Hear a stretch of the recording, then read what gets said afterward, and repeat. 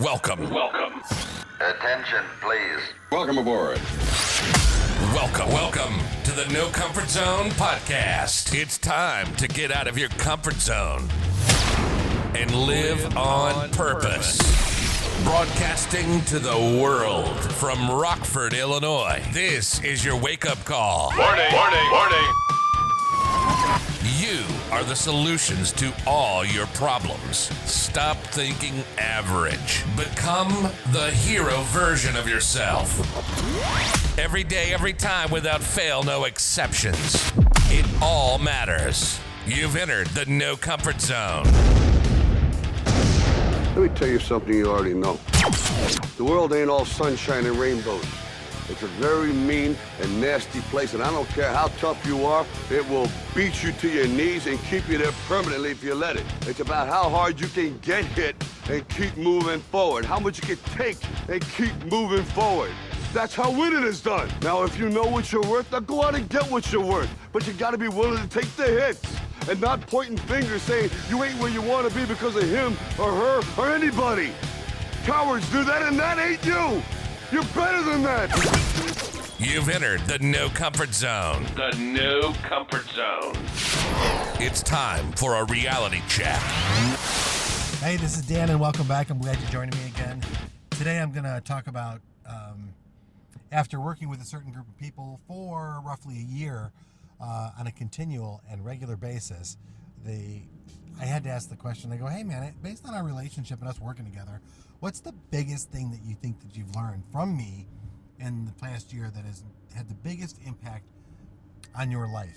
And I thought it was the coolest thing because the person said it so quickly. And what they said that was so quick to respond was, oh, when you talk about the 1090 rule.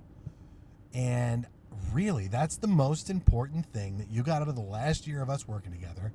And you think that had the biggest impact on yourself personally and your business. And absolutely. And I thought that was great.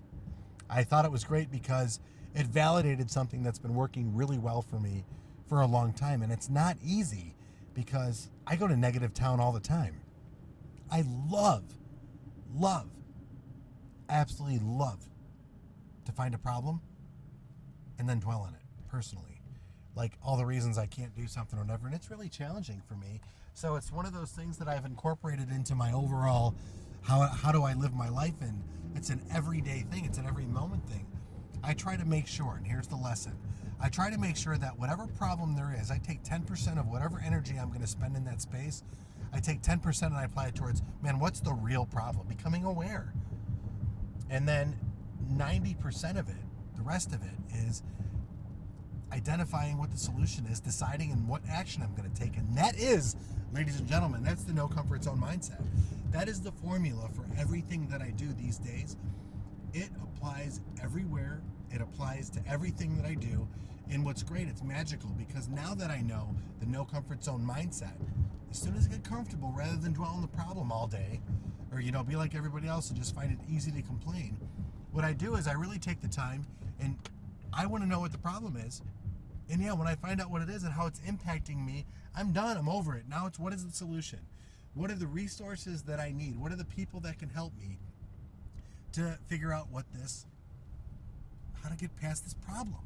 And I do want to let you know that if you are having a problem and you're spending a lot of time on it and you need to break into the solution, but you just don't know what the solution is, you need to hit me up.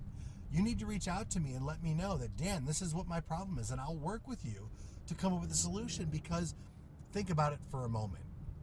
When you have a lot of problems in your life and they just seem to be compounding, take it for example, somebody that's, you're not hitting quota at your work, or, the boss is on you, your customers aren't liking you, that sort of a thing. I deal with that on a regular basis. And then I come up with a solution, and then things seem to turn around, and then all of a sudden it's magical and life's good. The other part is I like to look at a relationship. Okay, so things aren't working out. You lost some passion in your relationship. And if you don't deal with it, that's going to turn into divorce. That's going to turn into the breakup. That's going to turn into the financial part. It's going to ruin you if you don't focus on the solution. So I've been there twice And I figured out what my solution is. And I know what the solution is. And yeah, it's not easy, but it's a heck of a lot easier, as I said in my last podcast, to deal with a problem from a proactive standpoint early on versus waiting for it to get bigger. And that's so elementary, and so many people dwell and don't do. And man, that thinking all in your head and not getting some help can cause some real problems. And when you got work problems, and then you got relationship problems, and now you got financial problems, it just is a matter of time. You're in a downward spiral. And if you don't have the ability to cope, you're going to go figure out how to cope. And that might be antidepressants. It might be therapy, which is something I've done for quite some time. My therapist saved my life, literally. And by the way, my opinion is the depressant drugs and all that other stuff didn't. It wasn't until I got in some real intensive therapy that I learned how to cope with my problems. And it's quite frankly where I learned how to solve my problems, and that's to live in the solution. 90% of my energy goes, it's okay, you got problems. 10%, what's the problem? Man, things aren't working out in this area of my life. Okay, great, now what's the solution? And what you're going to find out is that taking a proactive approach is going to be hugely beneficial versus taking a reactive approach. So what I want you to understand is that you have every, and I mean every problem that you're going to be faced, you have the solution within you. You just have to pull from the right resources. It might be getting some help. You might need to pick up the phone, and you might need to go check yourself in somewhere. You might need to have a conversation with your significant other and let them know that, hey, I'm aware that things aren't great right now, but I'm really willing to work on it. And I've identified my shortcomings and what I need to do to change it. And I really want to work this out with you and make this work for both of us, because we got together for a reason, and here are all the benefits for us to stay together. You also might realize it's time to move on from your relationship, and that's your business. Then when it comes to your employer, it's you got to reinvent yourself. And maybe you've been so comfortable in your job and you're so much in the routine, it's time for you to look at it and go, you know what? Here's what I need to do. I need to work on myself, and I need to become a better person for my employer and do the job that I was asked to do.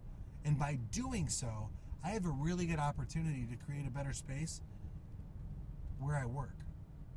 And that's my 2 cents on living in the no comfort zone, by identifying what the problems are. First, by becoming aware, identifying the problems, deciding what I'm willing to do, and then taking a lot of action.